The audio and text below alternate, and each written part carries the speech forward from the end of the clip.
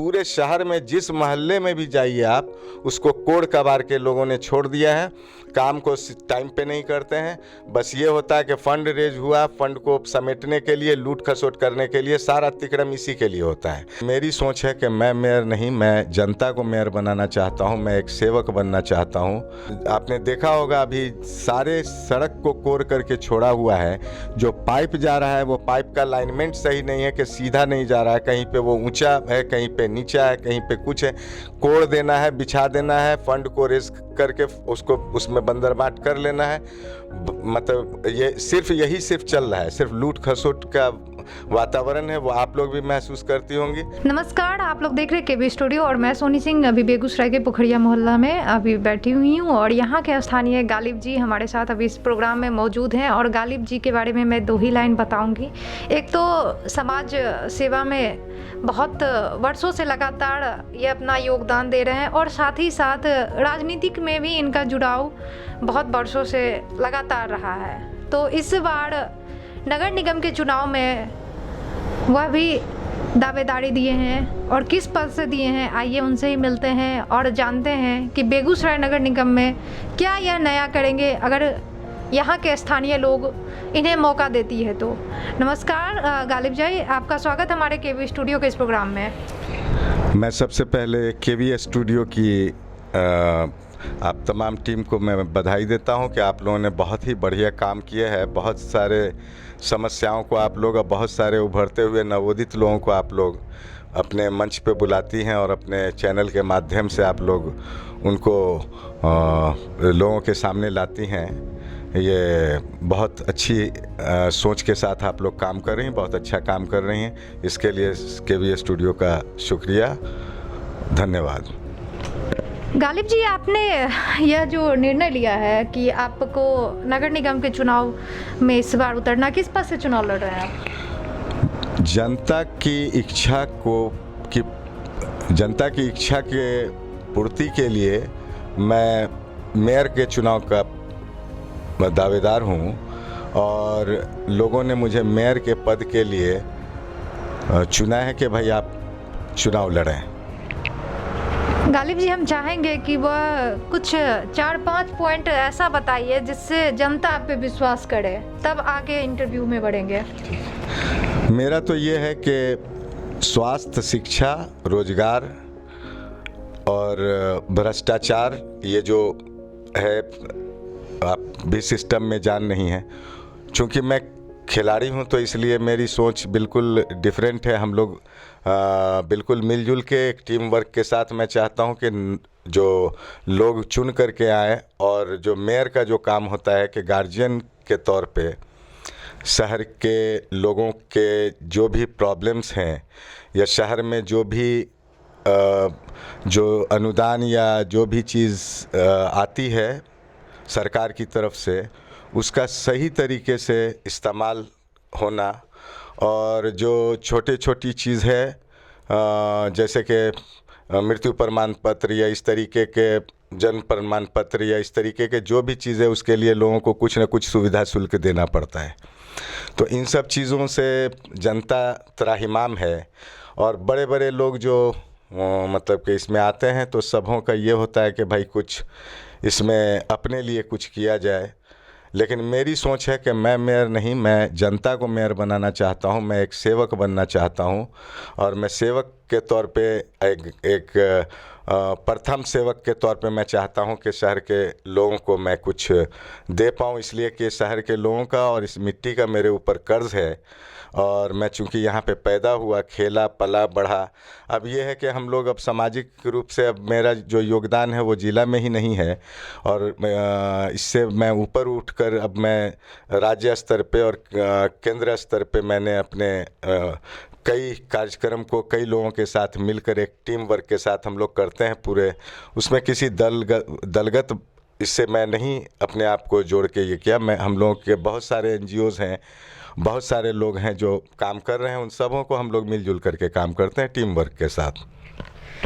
आपका जुड़ाव स्पोर्ट्स से भी रहा है लगभग कई वर्ष, तो आप अगर इस बार मेयर पद से अगर यहाँ के जो जनता लोग हैं अगर आपको चुनती है, अगर मौका देती है, तो खास करके जो बच्चों का स्पोर्ट्स से जुड़ाव रहता है तो उसके लिए आपने कुछ नया और कुछ खास ज़रूर सोचा होगा। चूँकि मैं स्पोर्ट्समैन खुद रहा और हमारे जो सीनियर्स थे उन लोगों ने हम लोगों के पीछे परिश्रम भी किया, और मैं उन लोगों का भी धन्यवाद देता हूं कि समीर भैया, छोटे भैया, इस तरीके के बहुत सारे लोग हैं, मनीदा, इस तरीके के बहुत सारे लोग हैं, टुनटुन भैया हैं, जो हम लोगों को उस टाइम में बड़े भाई की तौर से और मेंटर की तौर से हम लोगों को ये करते रहे हैं। कमलदा हैं, वो भी करते रहे हैं। तो सब लोगों का सहयोग रहता था, सब लोग हम लोग मिलजुल करके काम करते थे और अपने बड़ों के आदर सम्मान के साथ उन लोगों के साथ कोऑर्डिनेट करके टीम को और ज़िला को आगे लेकर के जाने का काम किया। और उसके बाद टीम और या फिर बेगूसराय डिस्ट्रिक्ट का खेल जो है वो काफ़ी आगे गया था। फुटबॉल बालेश्वर भाई हैं, प्रेम भैया हैं, बहुत सारे ऐसे लोग हैं, छोटे भैया हैं, ये लोग फुटबॉल में भी काफ़ी कुछ किया। मैं तो चूँकि फ़ुटबॉल, क्रिकेट, एथलेटिक्स ये तीनों हमारा इवेंट था, प्योरली मैं स्पोर्ट्समैन रहा। तो मेरी सोच ये है कि जो चीज़ हम लोग नहीं कर पाए ज़िला के लिए या फिर हम लोग स्टेट के लिए कुछ नहीं कर पाए हों, तो हम ये चाहते हैं कि हमारे जो बच्चे जो अब आ रहे हैं, स्पोर्ट्स में अभी बहुत स्कोप है, बहुत तरीके का स्कोप है। आगे हम रणजी और वीजी से लेकर के आगे हम चाहते हैं कि हमारे जो बच्चे हैं वो नेशनल लेवल में वो आईपीएल खेलें, वो इंडिया टीम के लिए खेलें और अपने योगदान को दें। हम लोगों के टाइम में भी ऐसे ऐसे प्लेयर्स थे जो कि अगर उनको सहयोग और उनको साथ अगर और लोग पुश करते, उनको आगे बढ़ाते, तो वो हो सकता था कि इंटरनेशनल लेवल के प्लेयर होते, हो सकता था कि वो नेशनल लेवल के प्लेयर होते। तो ये दुर्भाग्य है हम लोगों का कि उस वक्त इतनी हम लोगों की ये नहीं थी। अब ये है कि हम लोगों की भी एक अलग एक पहचान है, एक हम लोगों का भी अपना ये है, मतलब कि यहाँ से लेके दिल्ली, मुंबई, किसी भी ऐसे स्टेट में या किसी भी ऐसे इसमें ये नहीं कि हम लोगों का मतलब ये नहीं है। हम लोग कहीं भी अपने काम को, अपने लोगों के काम को हम लोग करा सकते हैं। तो इसलिए मैं ये सोचा कि स्पोर्ट्स के लिए गांधी मैदान जो जीर्ण शीर्ण हालत में है, किसी भी विधायक या किसी भी सांसद या किसी भी नेता ने आज तक उसके ऊपर कोई ध्यान नहीं दिया। ये AK रथ साहब थे, उनके द्वारा ये काम हुआ था, और KDN अग्रवाल, AK रथ साहब, ये लोग मतलब प्रयास करके, और बेगूसराय के उस टाइम में हम लोग बहुत छोटे छोटे थे, तब ये गांधी मैदान को घेरा गया था और इसको स्टेडियम बनाया गया था। हम लोगों ने बनते हुए स्टेडियम को देखा है। आज वो जिस हालत में है उसको देख के दुख होता है। एकमात्र शहर का गौरव है गांधी स्टेडियम, और यहाँ पे सुबह से लेकर के और शाम तक लोग वॉकिंग से लेकर के हर गेम को खेलने के लिए आते हैं। उसमें हमारी बहनें, माताएं, महिलाएं और बुज़ुर्ग सभी उसमें टहलते हैं। अपने अपने कई डॉक्टर्स हैं जो कि गांधी स्टेडियम में अपने पेशेंट को भेजते हैं टहलने के लिए, घूमने के लिए। तो ये बिल्कुल मतलब कि ये जीर्ण शीर्ण हालत में है। आप लोगों ने भी देखा होगा कभी, अगर वहाँ पे कुछ कवरेज वगैरह करने गई होंगी या फिर जाती आती होंगी तो आप लोगों ने भी देखा होगा।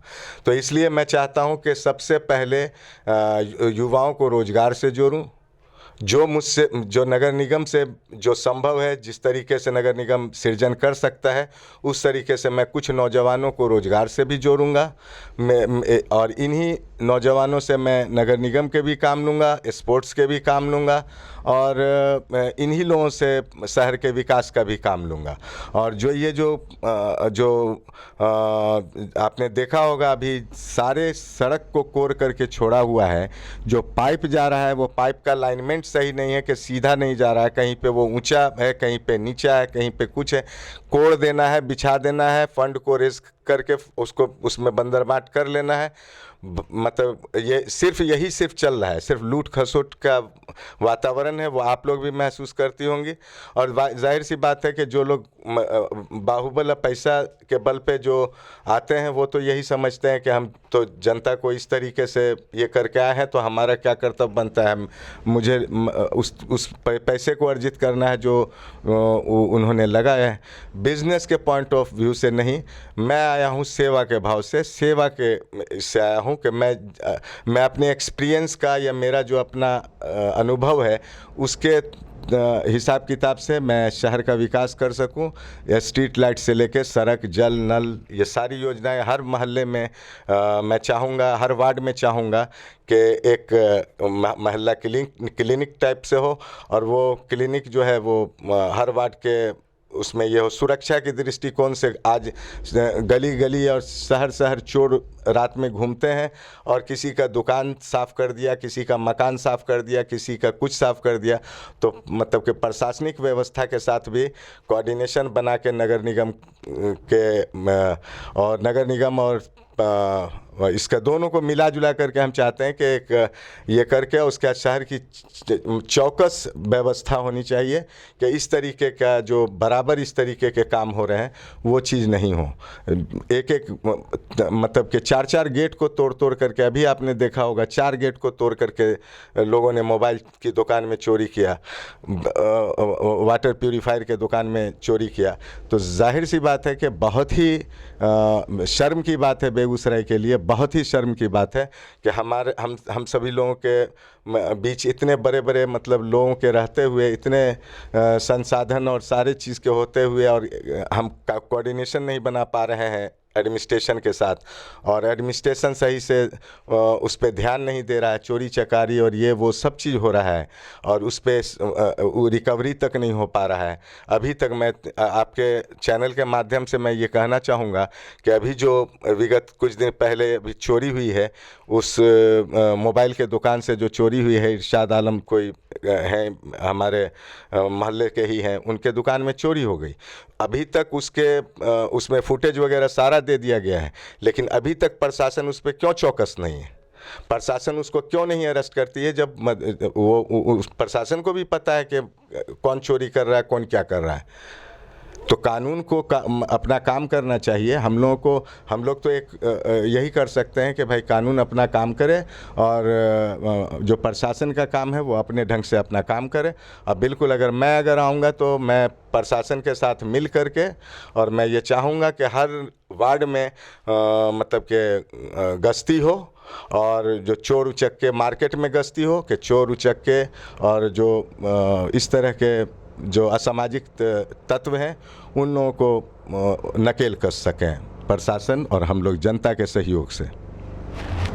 सर, बेगूसराय शहर में 2 सबसे बड़ी मुख्य समस्या जिसको बोला जा सकता है, जिससे आम जन जो है हमेशा परेशान रहते हैं। एक तो जल जमाव की समस्या और दूसरी जाम की समस्या।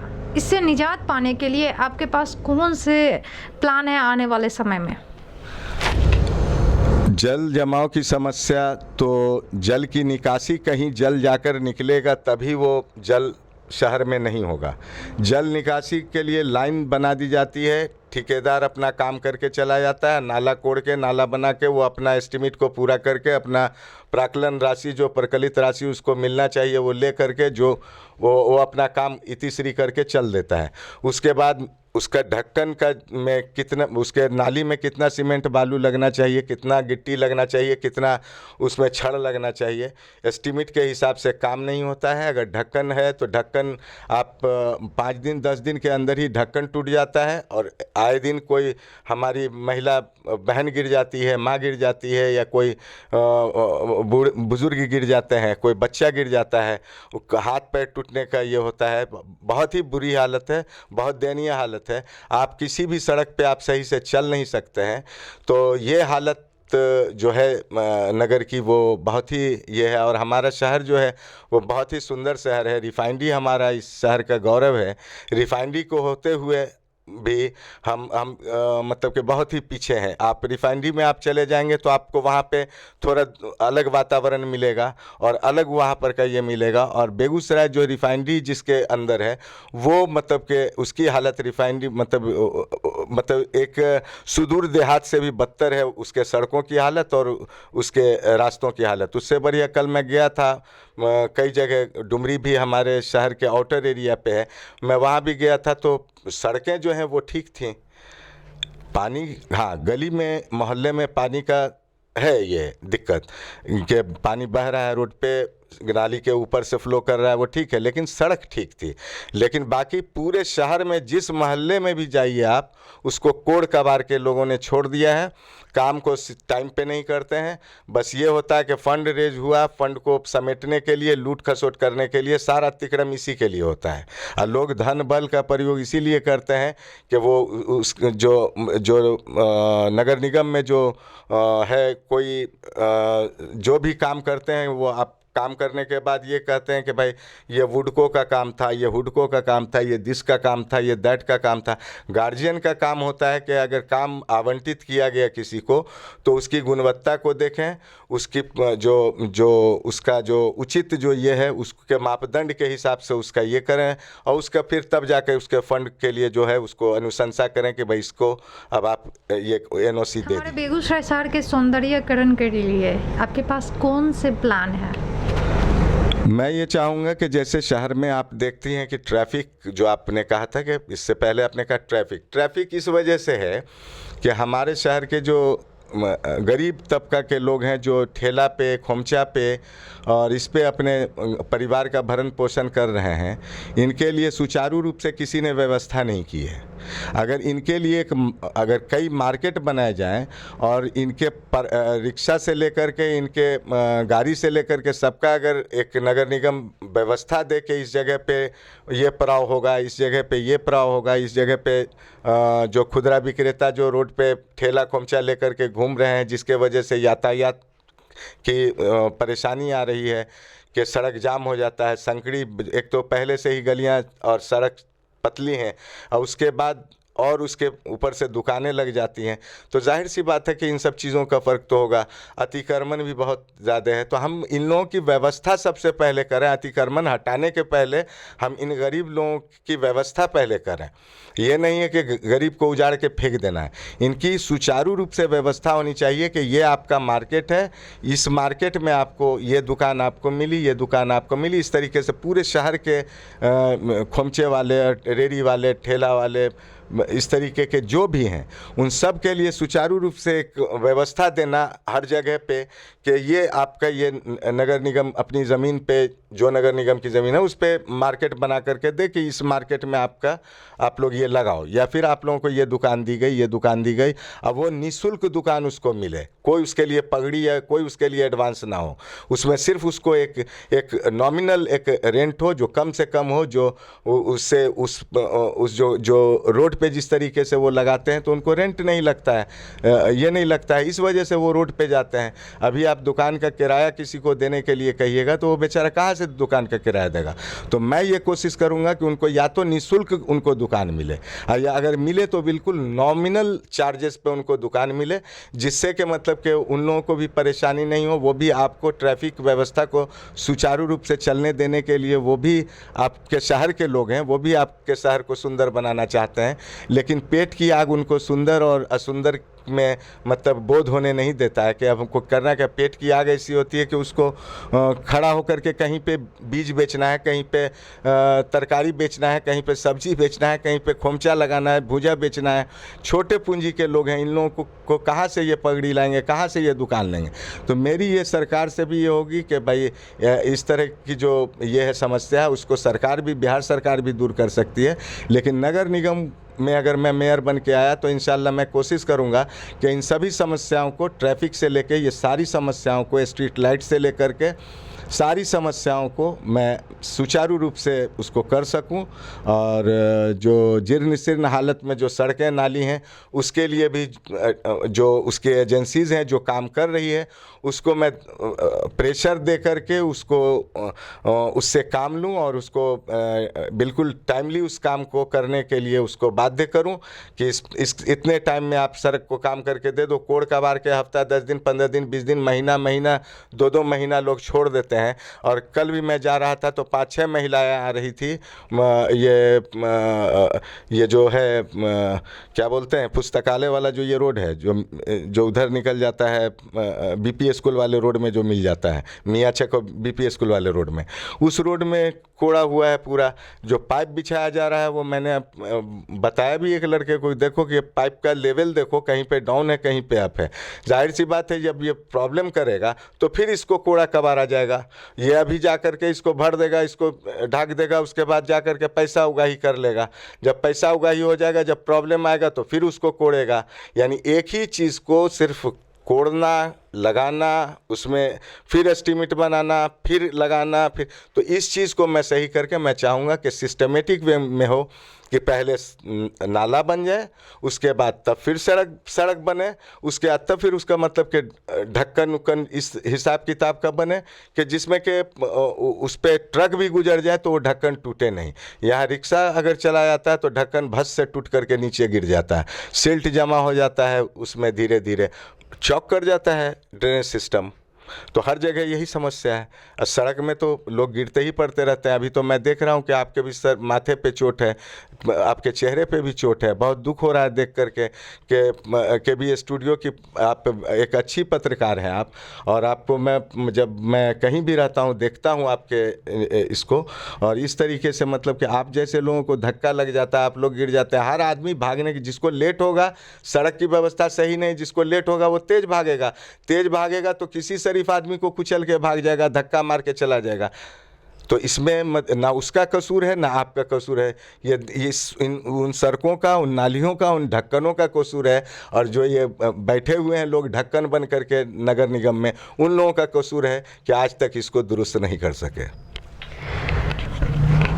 तो ये थे पोखरिया के निवासी गालिब जी, और आज इन्होंने वह सब बातें रखी जो इनके नज़र में नगर निगम में बदलाव होना चाहिए, जो अभी तक नहीं हुआ, जिस वजह से यह इस बार मेयर पद से खुद दावेदारी दी हैं। और यह खुद अगर यहाँ के लोग इनको मौका देते हैं, अगर बेगूसराय के लोग अगर चाहें इनके मौका दे, तो ये क्या क्या काम करेंगे, आज यह वीडियो के माध्यम से वो सारा बात इन्होंने बताया। चलिए गालिब जी, आपको बहुत बहुत धन्यवाद, और साथ ही आप तमाम दर्शकों को बहुत बहुत धन्यवाद जो अभी तक हमारे साथ इस वीडियो में साथ दे रहे थे और वीडियो को देख रहे थे। और साथ ही साथ उस तमाम दर्शक को मैं रिक्वेस्ट करूंगी जो अभी तक हमारे चैनल को फॉलो नहीं किए हैं, हमारा चैनल जो कि KBTV बिहार, साथ ही डॉक्टर रोशन कुमार, और साथ ही साथ हमारा यूट्यूब चैनल जो कि स्टार्स ऑफ बिहार, उसे सब्सक्राइब करें, बेल आइकन प्रेस करें। मैं मिलूंगी इसी तरीके किसी दूसरे प्रोग्राम के साथ, तब तक के लिए आप सभी का बहुत बहुत धन्यवाद।